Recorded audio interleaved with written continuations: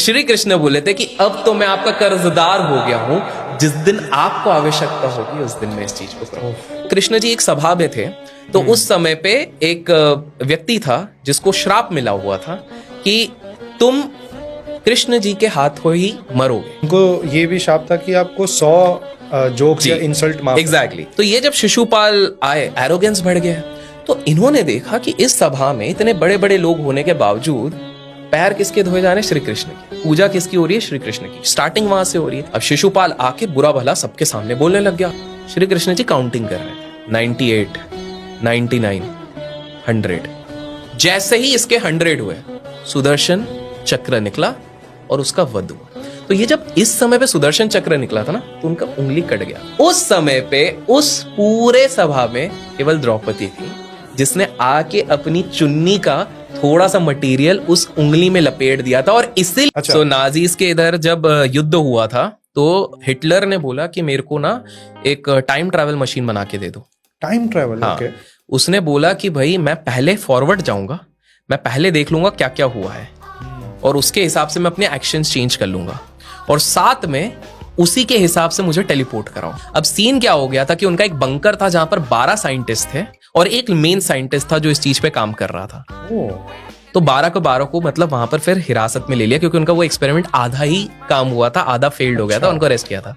Interestingly main scientist नहीं मिला, but 2016 में यूएस में एक स्पेस से डिब्री गिरी, उसमें नाजीज का साइन था, और ये नाजीज का साइन एग्जैक्ट उसी टाइम से मैच कर रहा था, उसी मटेरियल से बना था जो उस लैब में था। तो you never know that may be that one person cracked the code, travelled and came back.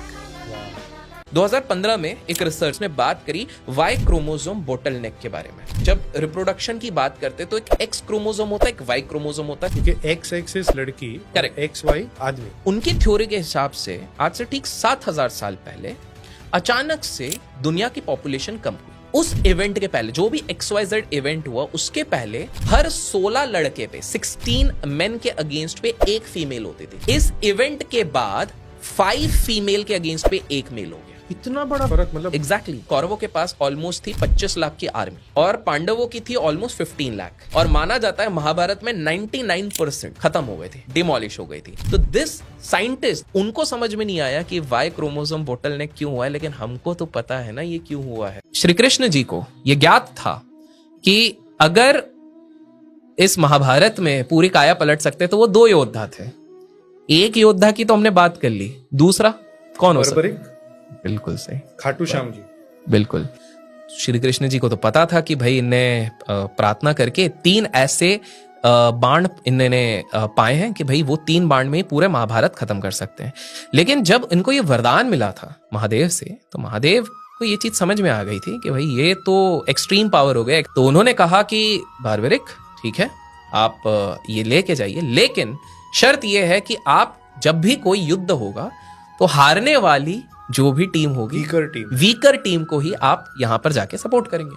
Shri Krishna ji ने कंफ्यूज कर दिया उनको बातों बातों में कि भाई देखो, पहले तो ये जीतेंगे, फिर तुम वो जीत रहे होंगे, फिर तुम इधर आ जाओगे, ऐसे तो ये अनंत काल तक चलता रहेगा। तो श्री कृष्ण जी ने इनका सर ही मांग लिया था। घाटू श्याम जी का ये वरदान कैसे मिला था? ये टुवर्ड्स द एंड मिला था। ये ऐसा हुआ था कि जब युद्ध खत्म हुआ, महाभारत के युद्ध के बाद सारे पांडव आए बड़े ईगो के साथ कि मैं सबसे बलशाली था, मैं बलशाली था, मैंने इतनों को गिराया, मैंने उतनों को गिराया। इन्होंने बारबरिक को जाके बोला, बारबरिक तुमने तो पूरा युद्ध देखा है, तुम बताओ। अर्जुन बोलता है मैं सबसे बड़ा वीर था, मैंने तो अच्छे के छक्के छुड़ा दिए। भीम कहता है अरे भाई दुर्योधन मेन था, मैंने भी उसको करा। तो बारबरिक ने शांतिपूर्वक सांस लिया, उन्होंने कहा एक बात बताऊं, सबसे बड़ा वीर जो अगर नहीं होता तो पांडव कभी नहीं जीत पाते, वो थे श्री कृष्ण। श्री कृष्ण जी बड़े प्रसन्न हुए और उन्होंने उसी समय पे वरदान दिया, जब भी कोई भूला भटका जो एमलेस हो जाए, जिसको लगता है मेरा लाइफ का दी एंड है, आपका सिर्फ धड़ बचा है, मतलब काइंड ऑफ एंड ही है, उसके बाद अगर कोई घाटू श्याम आएगा और वहां पर प्रार्थना करेगा तो उसको एक नया जीवन दान मिलेगा, नया रिवाइवल। तो जब हम बिजनेस की बात करते हैं तो काफी सारे लोग कहते हैं कि विजय माल्या भगोड़ा है, विजय माल्या गलत है, विजय माल्या गलत है। विजय माल्या ने जो चीज करी लोन लेके, मैं जस्टिफाई नहीं कर रहा हूं, लेकिन वही सेम चीज हजारों बिजनेसमैन ने इधर करा है। हमारे देश के वन ऑफ द धनिस्ट फैमिली जिनकी आप शायद बात कर रहे थे, उधर भी तो यही चीज हुई है।